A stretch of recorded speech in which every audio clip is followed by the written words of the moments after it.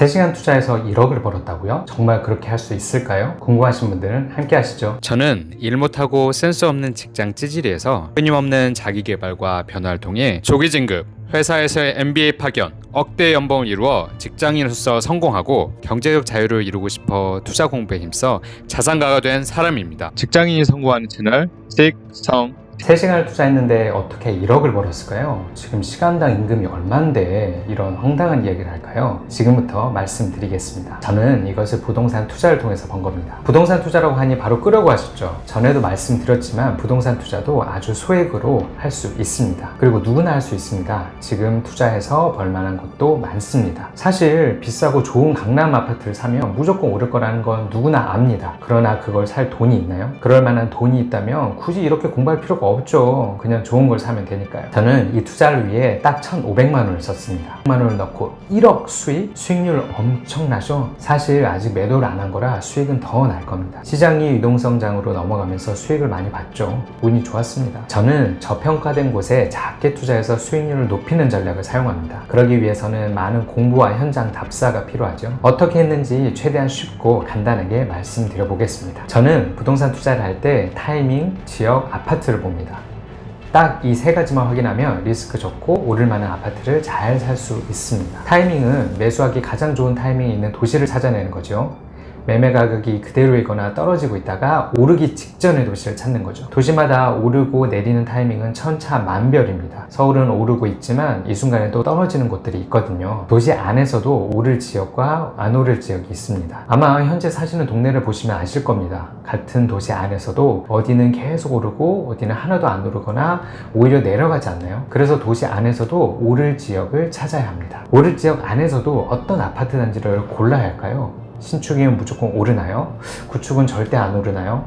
어떤 아파트 단지가 오를 단지일까요? 하나씩 찾는 방법을 알려드리겠습니다. 사실 최대한 쉽게 말씀드리지만 처음 하시는 분들은 쉽지 않을 수 있습니다. 그러나 공부하는 만큼 리스크도 줄이고 투자금도 줄일 수 있습니다. 그러니 여러 번 돌려보시고 하나하나 해보시길 추천드립니다. 첫째, 타이밍은 아파트 공급이 많이 되었다가 3년 이상 하락이 지속된 곳, 추후 공급이 없거나 줄어들고 있는 곳, 미분양이 증가하다가 감소를 시작한 곳, 매매가 증가하기 시작한 곳을 찾으면 됩니다. 이 4가지만 체크해 보면 됩니다. 이런 정보는 어디서 확인하냐면 우선 공급과 미분양은 부동산 지인이라는 사이트가 잘 정리되어 있고요. 매매 지수는 KB부동산의 KB 주간 통계 정보에서 보시면 됩니다. 공급, 미분양, 매매 지수를 보고 앞에 말씀드렸던 아파트 공급이 많아졌다가 3년 이상 하락이 지속됐는지, 추후 공급이 없거나 줄어들고 있는지, 미분양이 증가하다가 감소하기 시작했는지, 매매가 증가하기 시작했는지 보시면 됩니다. 혹시 인터넷이나 유튜브, 오픈 채방 등에서 어떤 도시를 언급할 때 위에서 말한 내용이 맞는지 확인해보고 투자할지 말지 판단해보는 것도 좋은 방법이 되겠죠. 사실 저는 더 많은 자료를 확인하지만 이 정도만 확인해도 위험한 투자는 안 하실 수 있습니다. 알면 알수록 리스크는 확실히 줄일 수 있습니다. 둘째, 지역.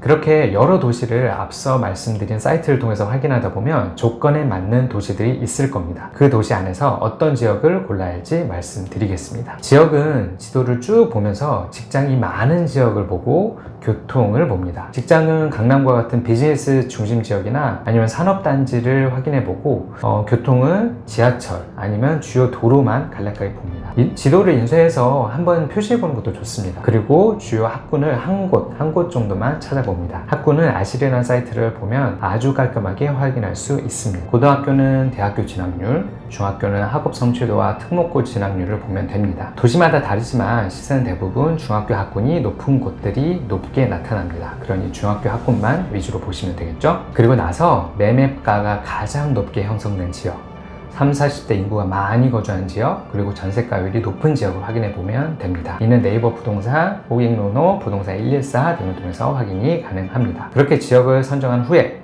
마지막으로 셋째, 아파트. 그 중에 어떤 아파트를 선택해야 할까요? 먼저 선택한 지역의 대장 아파트를 찾습니다.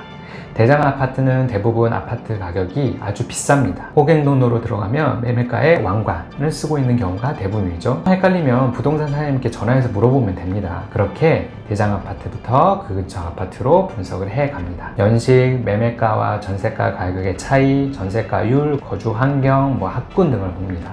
사실 좋은 타이밍의 도시와 좋은 지역을 선택한 상황이기 때문에 이 안에 있는 아파트들은 대부분 오를 겁니다. 그럼에도 가장 많이 오르는 건 가장 비싼 대장 아파트입니다. 앞으로 대장 아파트를 매수할 수 있는 투자금이 있다면 매수하시되 안 된다고 하면 그 근처의 아파트로 계속 넓혀서 나갑니다. 가지고 있는 투자금을 기준으로 해서 매매가와 전세가를 뺀 금액과 비교해 보시고 할 수 있는 곳을 정하면 됩니다. 다시 한번 말씀드리지만 투자금이 많이 드는 대장 아파트, 좋은 아파트일수록 더 많이 오르는 게 부동산의 특징입니다. 그럼에도 수익률 면에서 본다면 가성비 높은 아파트도 충분히 많습니다. 사실 할 얘기가 정말 많지만 이 정도만 따라해 보셔도 적어도 잃지는 않으실 겁니다. 이후 동영상에서 하나하나 더 자세하게 다뤄보겠습니다. 관심 있으신 분들은 구독과 좋아요 그리고 반복 신청해 보시길 부탁드립니다. 우리 모두 직장에서 성공하고 투자자로서 경제적 자유를 얻길 바라며 직장인이 성공하는 채널 직성채, 성공하길 바라는 모든 직장인분들 구독과 좋아요 부탁드립니다. 오늘도 성공합시다.